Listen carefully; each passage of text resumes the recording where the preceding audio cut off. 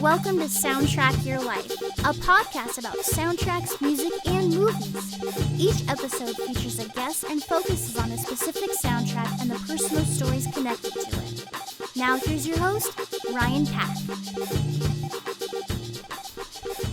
Hi, this is Ryan. Thanks for listening to the podcast. Today we are going to talk about the 1996 Baz Luhrmann film Romeo and Juliet. My guest today is the creator of the Hardworker 12 on Cars YouTube channel. That's HARDWRKRR 12 on Cars. He is also my former roommate. So welcome to the show, Dietrich Seney. Thank you very much, Ryan. Very happy to be here. So I didn't know you before you lived here. No, we met on Craigslist of all things. But I remember when you quote interviewed, unquote, to live here, we ended up talking about music. Correct. And two of the groups that I remember us talking about, one of them was Atmosphere. Yes. And the second one I believe was Radiohead. Yes, of course. So I wouldn't say that's 100% of the reason why I selected you to live here, but it was good to know that we had something in common. It didn't hurt either of our causes, I don't think. So today we are talking about the 1996 version of Romeo and Juliet. So why did you select the movie today? So I selected this movie, obviously, Soundtrack Your Life is a podcast about soundtracks, and the 1996 Romeo and Juliet has a fantastic soundtrack. A lot of my favorite bands, and especially the bands that I was listening to at the time, are featured on the soundtrack. So if we're going to talk about a soundtrack, this is an excellent one to talk about. And I think that this is a film that did a pretty good job of merging the music on the soundtrack with the film and the imagery of the film. And, you know, a lot of these songs are very well featured in there. So it's a great soundtrack. In my opinion, it's a great movie, and I'm happy to talk about it. So in 1996, both of us are in high school. Correct. I was entering my freshman year of high school. And I believe we graduated the same year, didn't we? 2000? Yeah. So, yeah, we were both the same age. So, and I was, at the time, my freshman year of high school, I was in Honors English. And, of course, in Honors English, you study William Shakespeare. And we actually studied the Shakespeare play Romeo and Juliet that year in Honors English class. And I didn't really get it. As a freshman in high school, not a very mature individual at that time, the words were not jumping off of the page to me. I remember one of the exercises we went through in class was everybody took turns, reading parts of the play, and I'll be honest, I found it to be interminably boring. We did watch initially a different film version of Romeo and Juliet, which I believe it was released in 1968, and I don't remember the exact details on it, but it's considered like the classic film version of Romeo and Juliet. But it was done as a period piece, in sort of the classical style, and I didn't, it was the same material that we had read and studied, and I didn't really connect with that either.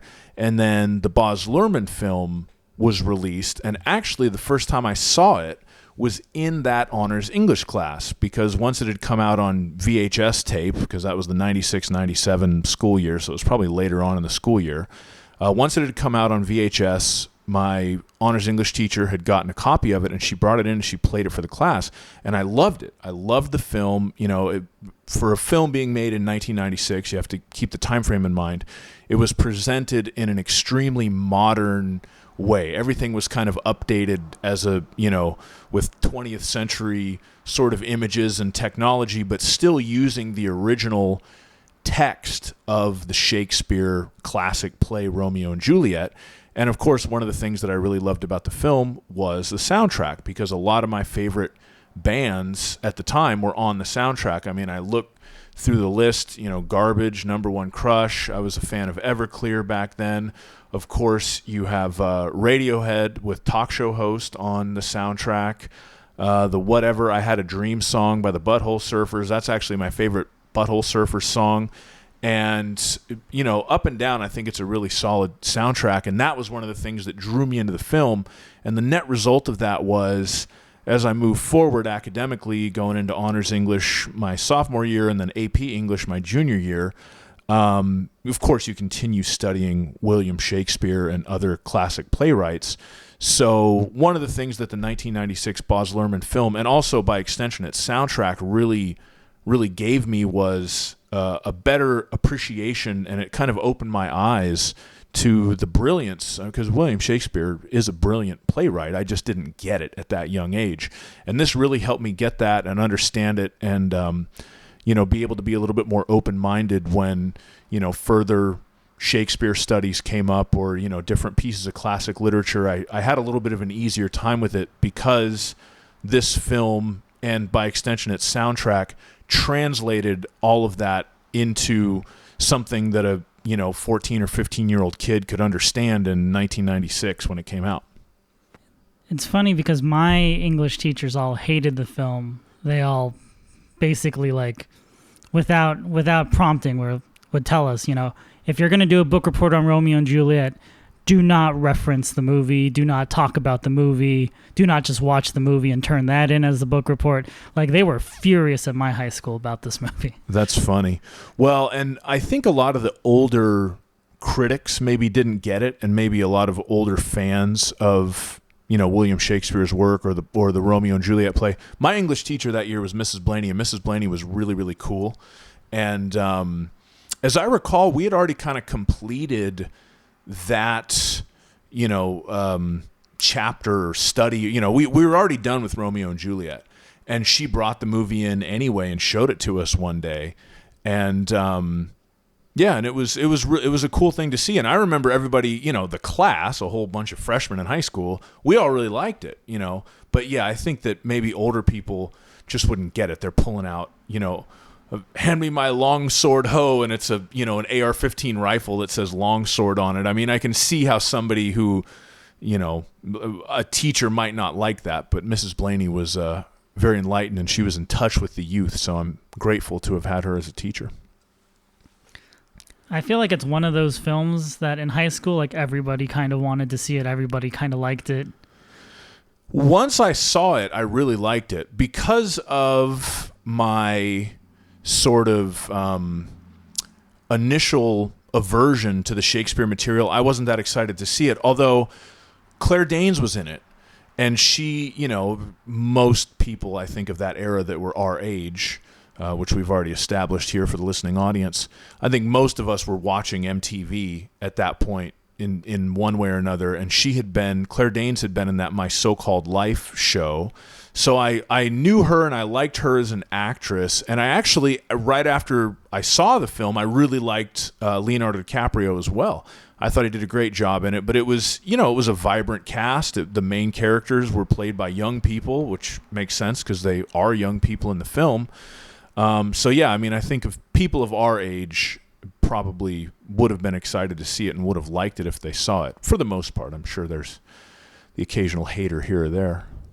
And it was the beginning of Baz Luhrmann just infiltrating our lives for the next 5 or 6 years. Yeah. Because he followed up Romeo and Juliet with Moulin Rouge. Correct. And then in between, he had the Everybody's Free to Wear Sunscreen song, which I never really liked, but it was played at commencements across the country. Yeah, which I was doing a little bit of research for this podcast. Somehow that song missed me. I never heard that song, and I only knew it because I was reading the Wikipedia article on the podcast, so I could sound like I knew what I was talking about here. And I saw parodied "Everybody's Free to Wear Sunscreen," and so tell me a little more about this, because I read this song title and I literally thought it was a public service announcement type of thing to tell people to wear sunblock so they don't get skin cancer. This is not what it was. No, so it's like a spoken word piece over music. Okay. I don't even think it's Baz Luhrmann. Maybe it is him. Okay. It's a spoken word piece over music. It's over Everybody's Free, which is on the soundtrack. Everybody's free to feel good. So I guess Baz Luhrmann made this album that had, very famous parts of the scores from the past couple of films he did, Strictly Ballroom and Romeo and Juliet. Right. And then to create a single, he did the spoken word piece over Everybody's Free. And I think it starts with like welcome class of whatever, and so a lot of people used it for commencement because it's just a lot of like wisdom, I guess. I haven't heard the song in like 20 plus years, but it's basically like a very inspirational sort of spoken word piece. So where does the sunscreen part come in? Does he actually say anything about sunscreen in there, or was he planning on it getting played at so many commencements, and so many commencements are held outdoors in June that he was...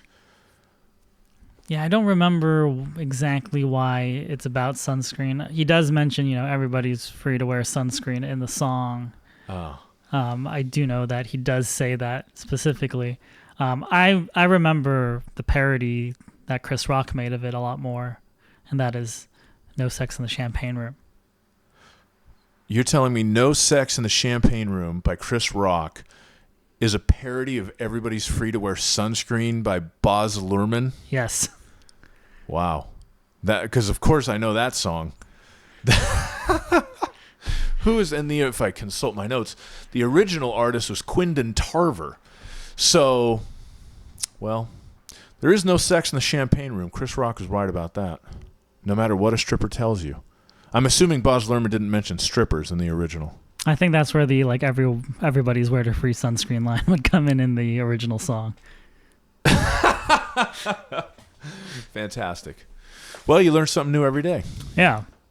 So Everybody's Free is originally from the Romeo and Juliet soundtrack, and then kind of remixed and remade for Everybody's Free to Wear Sunscreen. Yes, as you all are. A song that was remixed that's on the soundtrack is Number One Crush by Garbage. That's a remix. Yeah, so it's a B-side from 95, which would be the self-titled Garbage album. Correct. And then Nellie Hooper, who was one of the people who put together the score for Romeo and Juliet. Right. She remixed it. I think there's a Madonna sample somewhere buried in it. I have listened to the song Number One Crush a million times. I've never heard... Which part's the Madonna part? Or the kind of breathy at the beginning, that part of it? That's what I would guess is the Madonna part. That's wild. I did not know that. Shirley Manson and Madonna on one track. That's a hidden gem right there. Very mid-90s. You very mid-90s, yes. And they were both peaking, sort of. Yeah, and Garbage's label, Almo Records, didn't want to release the song on the soundtrack because the soundtrack was on Capitol Records.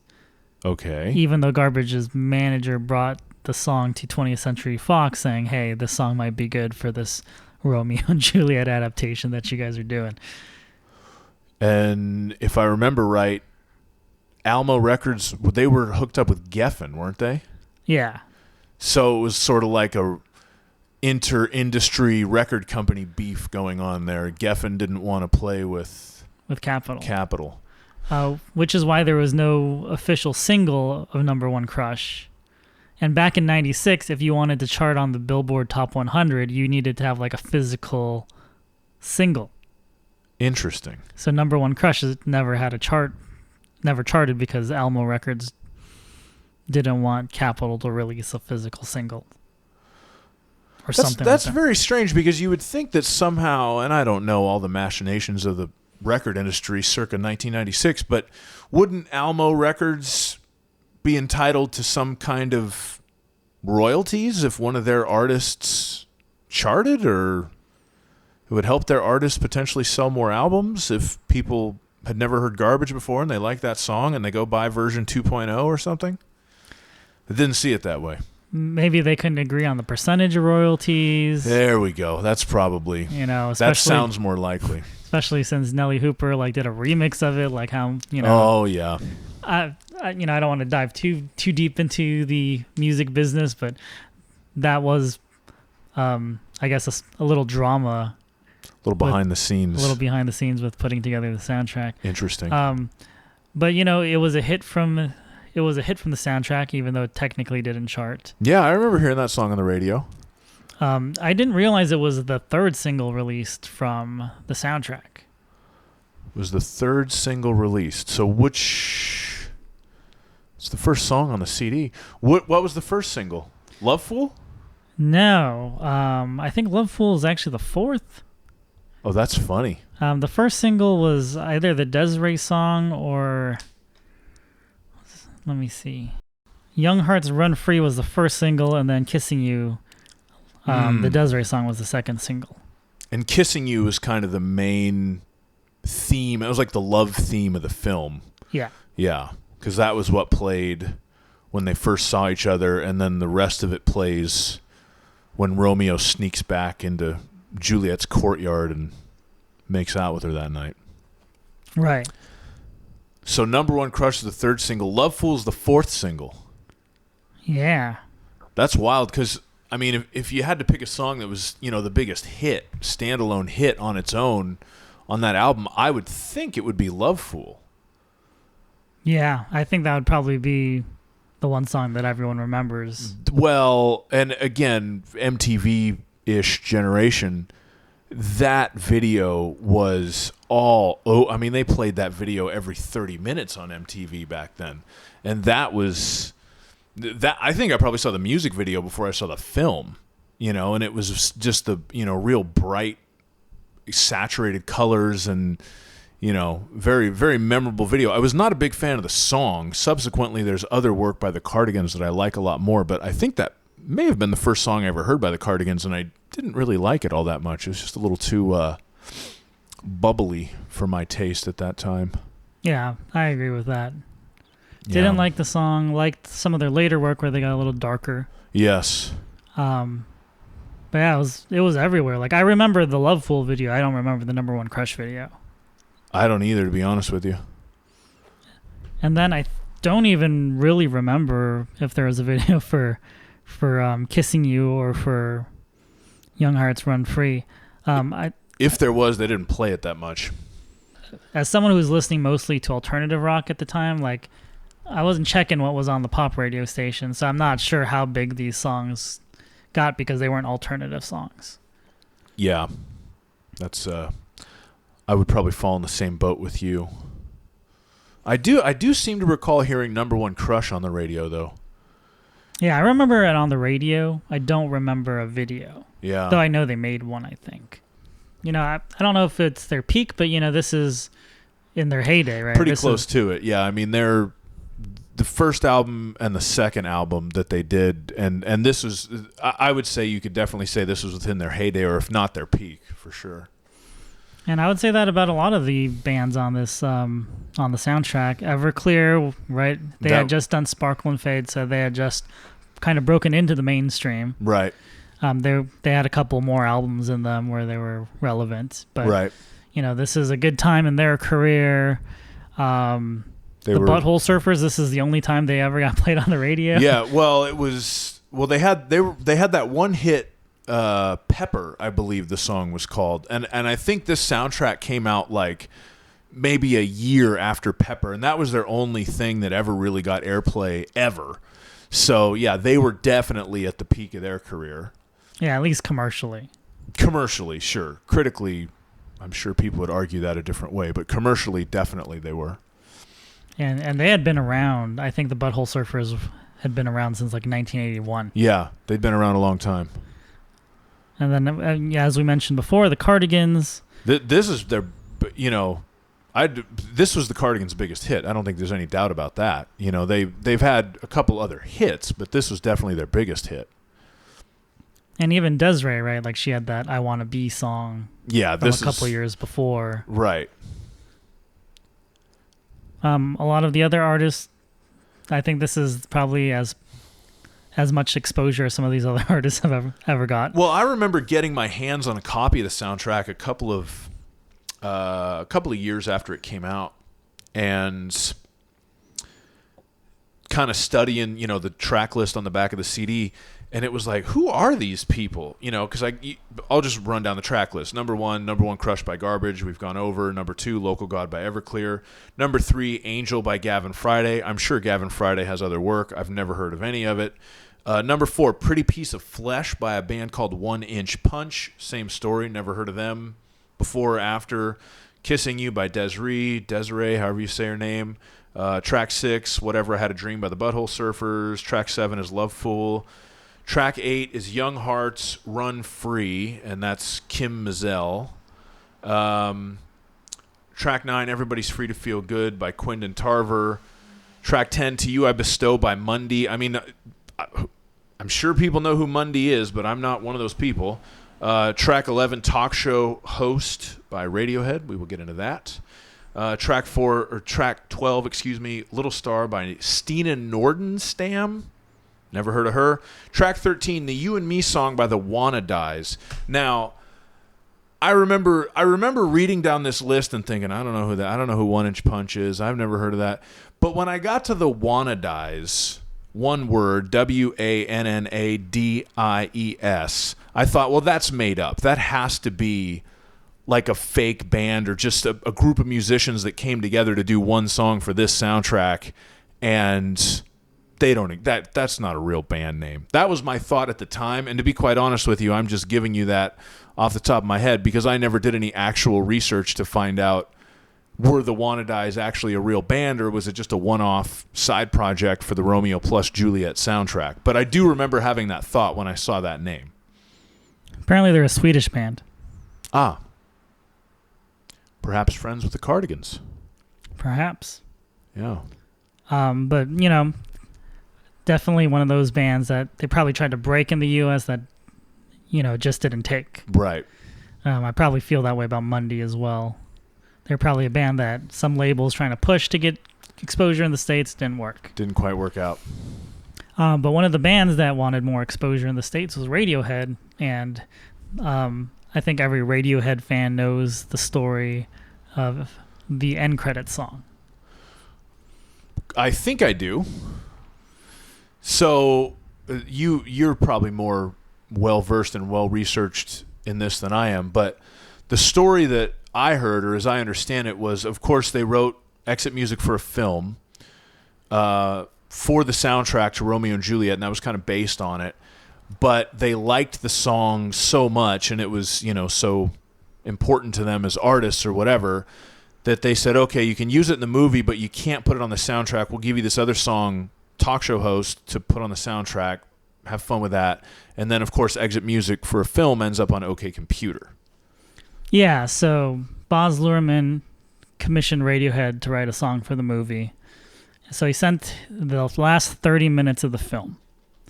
Okay. So exit music for a film is based off of the band watching the last 30 minutes of Romeo and Juliet. Which is a pretty dark 30 minutes.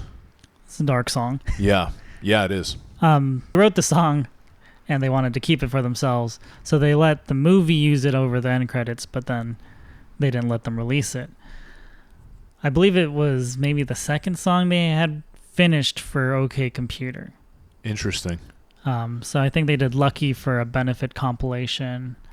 And yeah, then I think that's correct. And then they did Then they did exit music. And I think they were having a little bit of trouble trying to get these songs done. Right. So when they were like, oh, this would fit on the album, we can't give it up because we're having trouble getting the album together. Interesting. But yeah, they also have Talk Show Host, which is a B-side from the Bends, even though it kind of doesn't sound like anything from the Bends. Not really. Yeah, Talk Show Host, if you really want to study Radiohead's discography or progression as a band, because they were definitely changing rapidly, Pablo Honey in 93, the Bends in 95, OK Computer in 97. And it is, Talk Show Host is actually one of my favorite Radiohead songs, but it is kind of you can see where they were coming from as far as the influence from the Bends, but also in a way where they were going into the OK Computer era. So, yeah, but it somehow does sound more, it sounds more like the Bends to me than OK Computer, but I see what you're saying that it wouldn't have been a perfect fit on that album either. But that is one of my favorite Radiohead songs. And it's used brilliantly in the film because when Romeo's introduced, that's the song that's playing. And you see Leonardo DiCaprio in the suit on the beach, looking sort of disheveled and depressed, and and at the time he's in love with Rosaline and all the rest of it. But that was one of the scenes in the film that really, the first time I watched it, it was like, oh my God, and Radiohead's playing. And so it used very effectively in the film, even though it was not originally written for the film. So as far as songs that are written for the film, it sounds like the Butthole Surfer song is definitely written for the movie. There's some, there's some reference to Romeo and Juliet in there. And then I believe they have some work done on the second volume of the soundtrack, which is more score oriented. So it seems like they were at least given some footage of the film to watch as well. Probably so, yes. The Everclear song has some Romeo references. I haven't been able to find whether it was written for the movie or not. It sounds like it could have been, right. But it also kind of sounds like it could be a Sparkle and Fade B-side. Yeah, it's very representative of their work at the time. But I got to say, one of my favorite songs off of the soundtrack, and there was more than one occasion, me and my boys, if you will, driving around town with the Romeo and Juliet CD and the CD player, listening to Local God while we drove around, our hometown where we grew up. So, but I agree. It's, that's an Everclear song. I mean, their style's relatively distinct. And it's a very good example of an Everclear song, but an Everclear song nonetheless.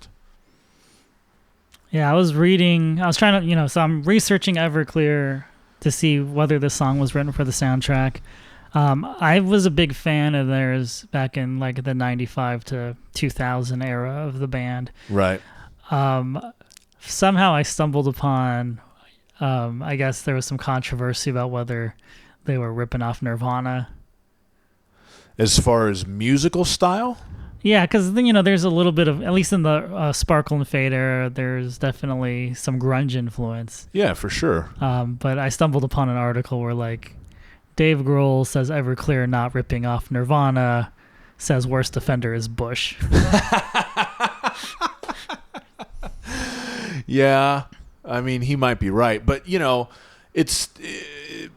for any band, any kind of alternative rock band that was coming out in the mid-90s, Nevermind, the Nevermind album was such a huge influence on everybody that I think if you were in a rock and roll band at that point, you were going to have some Nirvana influence regardless whether you tried to or not. It was just, that was, Nirvana was really, especially for the rock bands, that just kind of cast a shadow over the whole entire decade. So, and it's funny because I listened to a lot of Nirvana, of course, when I was young, and I never thought of Everclear as ripping them off. I mean, I can definitely see similarities, but a lot of bands had a lot of similarities to Nirvana at that time. So that's kind of interesting that people were accusing them of that, because you could point that stick at 24 bands if you want to go through, the Tower Records 1995 CD catalog, I'm sure. Yeah, and with mid to late 90s Everclear, I actually feel like they line up pretty well with the Foo Fighters of that era. Yeah, I would say probably a little closer to that than Nirvana. Yeah, I would agree with that. Because I think they're more of like a power pop band that has like a little bit of grunge, a little bit of pop punk in them. Yeah. And I feel like that's how Dave Grohl's music was around that time as well. Yeah, Everclear somehow, I don't know if this is a good term to describe music, but the music was kind of a little bit more bright. It was brighter than Nirvana's music, and power pop maybe is another way to put it. But yeah, I personally never thought that Everclear was ripping off Nirvana, at least not any more or less than anybody else was at the time. Yeah, I think probably them being a three-piece was part of the reason people were holding against them. Yeah, that's not their fault. Yeah, but but I just thought that was interesting. Thinking back on them, because they went much further into pop as time went on. Went on, yeah. So much for the Afterglow, which has some of their biggest hits. That's very much a pop album. Yeah. All the grunge that was on Sparkle and Fade was pretty much stripped away on that album. Right. And if you really wanted to cast a critical eye on them, because So Much for the Afterglow was released a little bit later, and by the late 90s, the pop music was becoming more popular. So who's to say if that was just a natural evolution of their band, or, if they were in a way trend chasing. I haven't put that much thought into it, but it's a possibility. But definitely by, 1999, the music scene looked a whole heck of a lot different than it did, in November of 91 when Nevermind first came out. That's for sure. Right.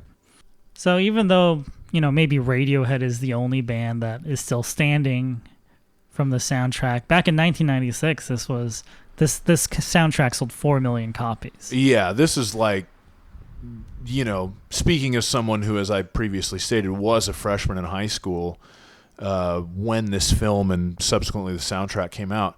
Yeah, this is like a greatest hits album of 1996 in a way, as far as the bands go.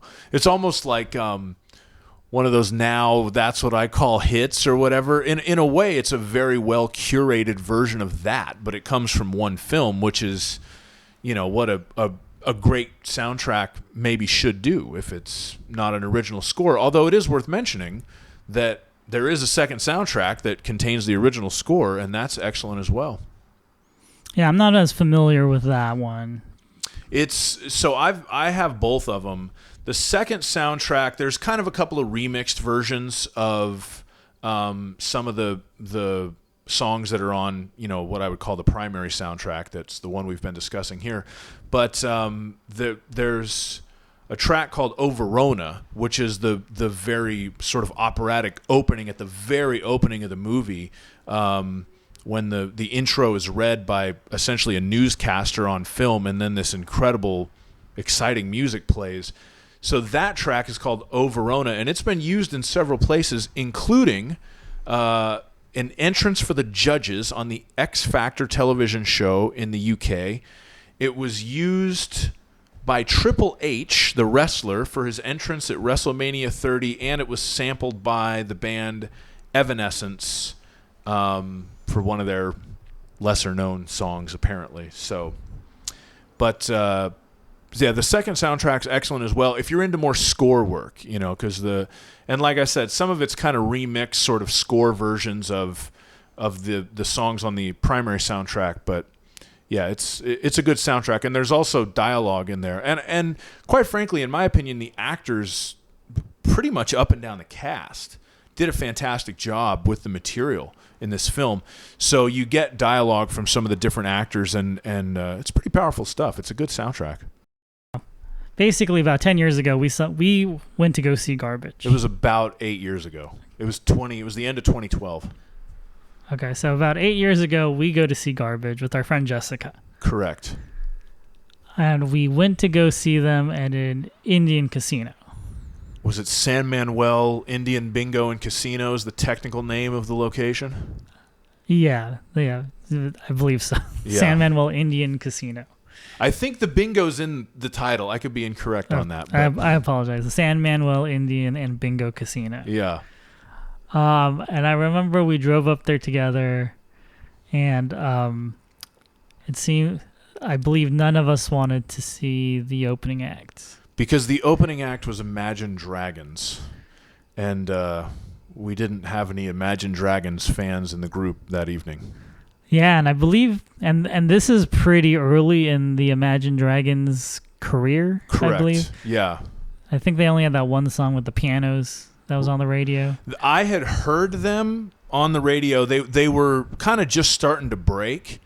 So I definitely had heard them on the radio, but just to put it in context for the audience, they were opening for Garbage in 2012 in a converted bingo room in an Indian casino near Riverside, California. So their career had not reached the heights that I believe it eventually reached. But yeah, they were starting out in life, let's put it this way. So we decided to gamble instead of watching them. Correct. And the specific memory that I have, and I think it was you, one of us, because that was one of the weirdest concerts I've ever seen, just because of the venue. Picture a giant bingo hall with sort of a stage set up kind of on one end of it, completely flat floor, not raised seating like you would normally see in, a venue where a concert or a movie theater might show. So completely flat floor and just folding chairs set up. And that was the venue for the concert. And we get there, and none of us were really all that excited about seeing Imagine Dragons as the opening act, so we were not quite punctual, but Imagine Dragons was on stage when we arrived.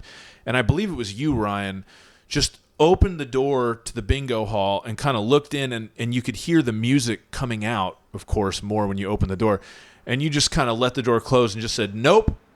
And we all went over to the slot machines and wasted 45 minutes and probably $25 in my case. So, yeah, that was, we never saw Imagine Dragons. We could have seen them when they were just young pups, dude. Well, I gambled my way to covering my ticket, so I was happy. That's right. You made money. I lost money, but it was worth, however much money I lost, it was worth it not to have to watch Imagine Dragons. That's the way I look at it. Nothing's free in this life, so that was the price I paid. Oh, fair enough. I remember we went in after they were done, and there were like programs on the chairs. Oh, that's right.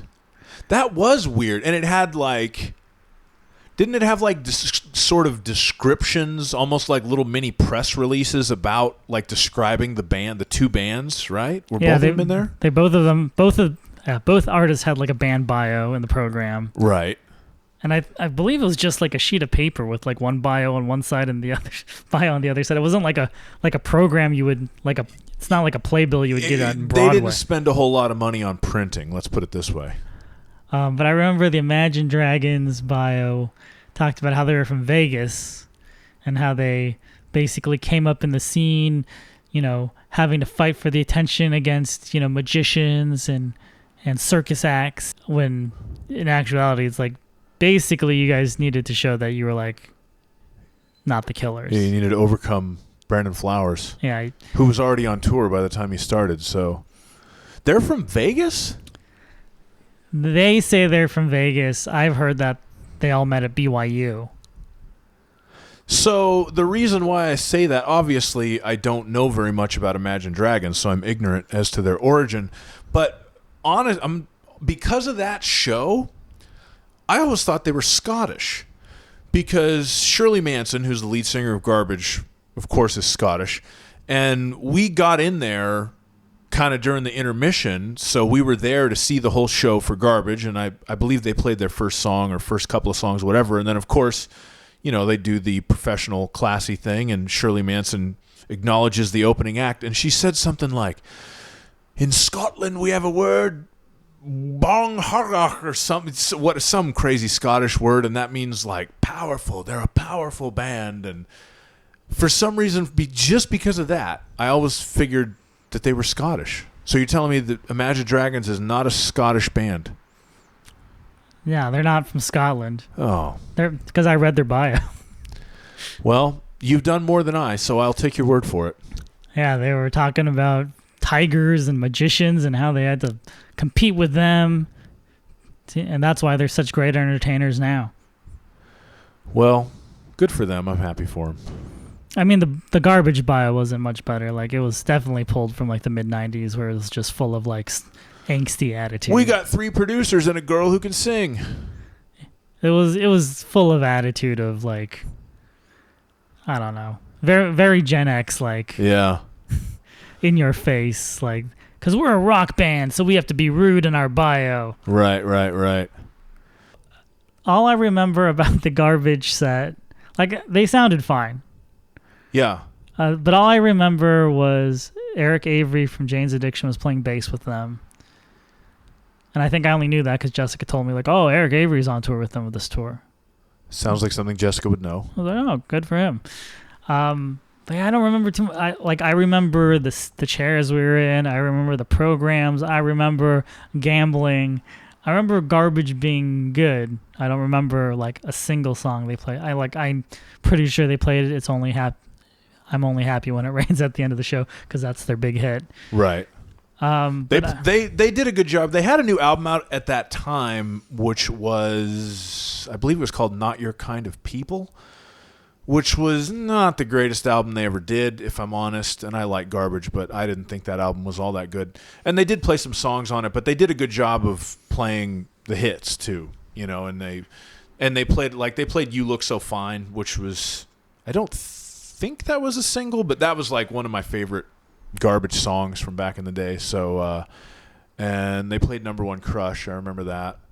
So, yeah, I mean, it was a good show. It wasn't the greatest show I ever heard. What I remember about it is everybody stood up, with the audience all stood up throughout the show, and the show went pretty well. And at the end, Shirley Manson actually thanked us all, like, thank you all for standing up and giving us energy, because, and she basically, she literally said, like, when we walked in here tonight, it was looking kind of weird and we didn't know what to think, but you guys really made it a great show for us, so thank you. And I sort of felt seen in a way that she said that to us, because it's like, oh, thank God, I'm not the only one who thinks this is really damn weird, you know?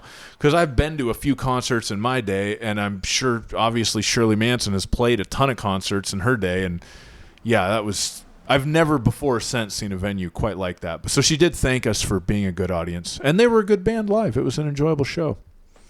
What I remember most during the show was there were a couple guys behind us, and I remember them talking to Jessica, and they were basically asking her, like, those two guys are a couple, right? Like, those two guys are together.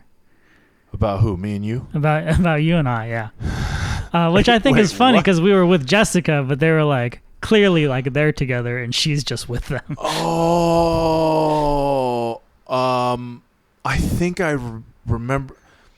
If I remember this correctly, and I'm a little vague, did they not ask Jessica if she was our fag hag?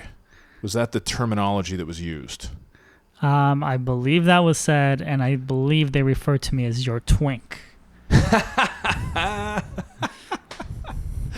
That's so funny. I hadn't, somehow that memory didn't click for me. Interesting. I don't know if you're really my type, but that's very flattering, I suppose. But I think after hearing that conversation, like, I think a bunch of things started to connect like the dots for me with Garbage. Like, they have, you know, off their first album, one of their first singles was the song Queer. Correct. So I guess it makes sense. I don't know. I don't want to say that's solely the reason why they are popular with the LGBTQ community, but do they have a following in the LGBTQ community? I believe so. I think Jessica told me afterwards, like, oh yeah, like, they've got a pretty big following with the LGBTQ community. And then I was like, oh yeah, like, they have that song Queer, and like in the mid 90s, it was probably like pretty bold of them to just have a song called Queer. Yeah. But I was like, oh, okay, like, that makes sense. Because I guess the guys that were asking Jessica if she was our hag and stuff, they were clearly a gay couple. Right. So it wasn't like they were these homophobes who were like, we're looking for a fight or anything. They were... No. That certainly wasn't the vibe. Yeah. It was, yeah.